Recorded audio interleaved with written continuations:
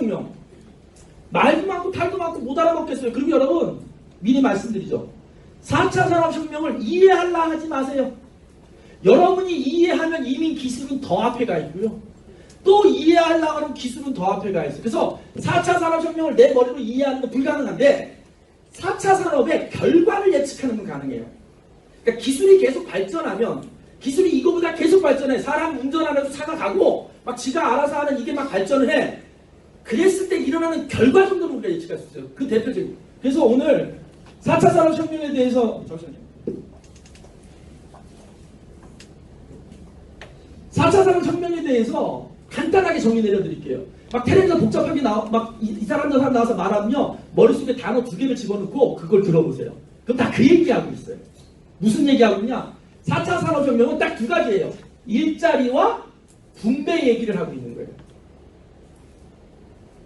기술의 발전은 어떤 문제가 있는지 아세요? 기술이 발전되면 무조건 좋으냐? 그렇지가 않은 거예요. 기술이 극단적으로 발전을 하면 쏠림 현상이 있어요. 한쪽으로 다 몰아가. 2등도 없고 3등도 없고 1등만 하고 나머지 다 죽어버려. 몰리는 거예요. 돈이 그렇게 기술이 발달되면 돈이 한쪽으로 몰리는 거예요. 그럼 어떻게 돼요? 경제가 건강하지 않은 거예요. 여기 의사 선생님도 계시고 약사님도 몇 분 계세요. 여기 약사님 계시네. 핸드폰 보지 마요. 농담이에요. 약사님도 서너 분 계시고 근데 저는 건강 강의를 할 때 큰 틀에서 이렇게 설명해요. 건강은 순환이다. 경제도 순환이다. 순환이라는 관점에서 건강을 들여다보면 이해하면 달라요. 똑같은 디톡스를 했는데 체중이 잘 안 빠져. 딴 사람은 7, 8kg면 나는 1kg밖에 안 빠져서 그 몸은 어떤 몸이에요? 순환이 안 되는 몸이에요. 동맥경화, 뇌경색, 순환이 안 된 거예요. 순환이 안 돼서 그 신경을 관장하는 신경 몇 개가 죽어버린 거죠. 공급이 안 된 거예요. 뇌경색, 막혔어. 막혔는데 어떻게 됐어? 거기까지 영양분이 안 가. 그래서 그 말단에 있는 신경세포가 죽어들면서 내 몸이 내 뜻대로 안 움직이는 마비가 온 거죠. 경제도 마찬가지인 거예요. 돈이 한쪽에 몰려있으면 순환이 안 된 판이 깨지는 거예요. 그래서 실제로는 일자리는 기업이 만들어야 되고 분배는 정부가 하는 거예요. 그래서 원래 정부의 기능은 규제하는 거예요. 어떤 거 규제? 너무 센 놈이 혼자 많이 못 먹게. 여기 가정이 있어요. 5남매를 키우는데 못 먹던 시대야. 큰 놈이 제일 힘이 세. 그 놈이 동생 넷이 먹을 밥을 다 때려서 너 먹지 마 이 새끼. 그리고 혼자 밥을 다 먹으면서 칠게요. 그럼 부모는 어떻게 해야 돼요? 나눠줘야 될 거 아니에요, 부모가. 그 부모의 역할을 원래 정부가 하는 거예요. 힘없는 막둥이가 큰형한테 덤비겠어요? 둘째가 덤비겠어요? 그러니 정부가 너 혼자 그렇게 다 먹으면 안 돼. 그게 뭐냐면 반독점법인 거예요. 근데 자본주의가 발달하다 보니 센 놈이 돈을 벌고 센 놈이 더 벌고 센 놈이 공부도 더 하고 그러니까 돈이 몰리니까 이걸 막은 게 미국에 있는 반독점법인 거예요. 미국은 그래서 50년대 후반부터 60년대까지 반독점법이라는 걸 만들어서 큰 회사를 다 쪼갠 거예요. 카네기의 철광회사를 잘라버리고 AT&T라는 전화회사 미국을 다 장악하는 통신회사를 막 열토막으로 쪼개가지고 분배시켜버리고 우리는 그 타임을 놓친 거예요.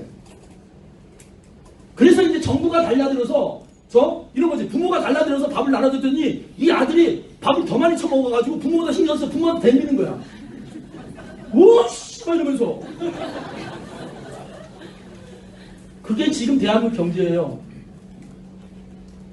재벌들이 정부가 좀 야 니네만 혼자 먹으면 안 돼. 세금 좀 더 내고만 넌 나눠 먹어. 그랬더니 우씨 니가 더 준 게 뭐 있어. 이러는 거예요. 부모가 다 키워줬는데 부모가 할 게 뭐 있어. 이러는 거예요. 제 비유가 아주 적당해요. 저는 이 비유를 하면 나의 천재성이 깜짝 놀라요.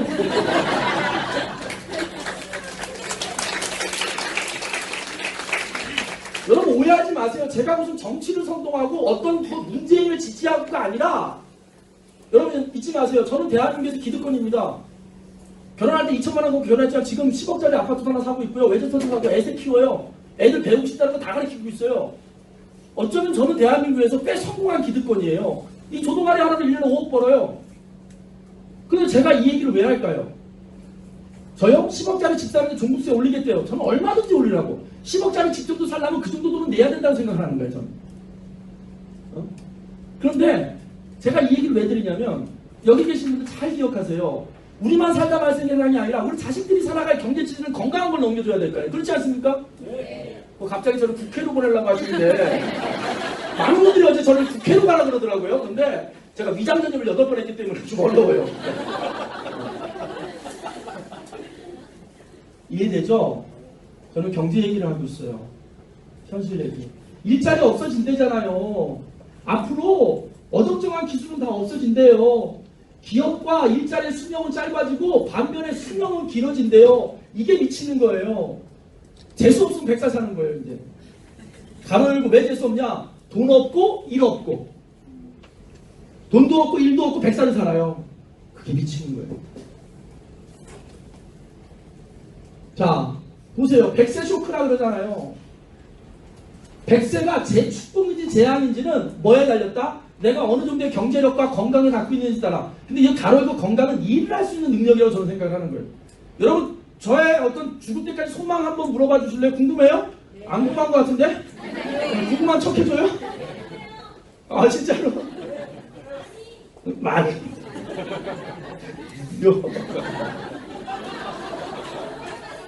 아, 예, 정은주 박사님.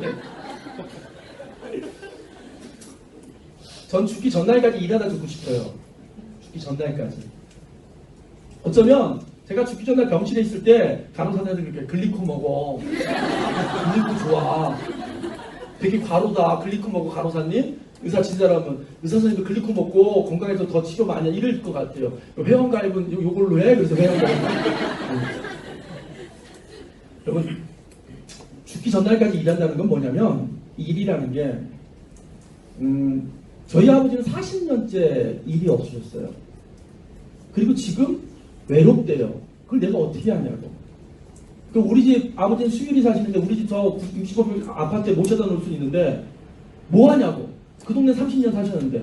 그러니까 초기 치매지만 제가 집에다 줄 수밖에 없어요. 사실 제가 다들 좀 요즘 말랐다는데 사실 제가 한 2주 동안 되게 힘들었어요. 정신적으로. 뭐 강의하다가도 아버지 전화나 이상한 특히 모르는 전화번호가 뜨면 이게 막 식은땀이 쫙 나는 거예요. 왜? 아는 전화면 괜찮은데 모르는 전화 이게 문제거든. 그래서 어떻게 처리했냐면 가스 다 끊고 가스레인지 버리고 인덕션이라고 아무리 끓어도 온도 일정 온도 안 올라가게 불 바꿔놓고 그 방법밖에 없는데 거기 30년을 사셨으니 그래도 나가는 친구가 있는 동네니까 거기 사실 수밖에 없는 거예요. 문제는 뭐냐? 본인이 할 일이 없으신 거예요. 할 일이. 근데 일이 뭐냐면 일하고 봉사활동하고 달라요.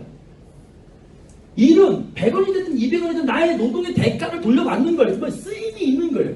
여러분 잊지 마세요. 일을 한다는 건 세상에 내가 쓸모 있음을 증명하는 행위예요.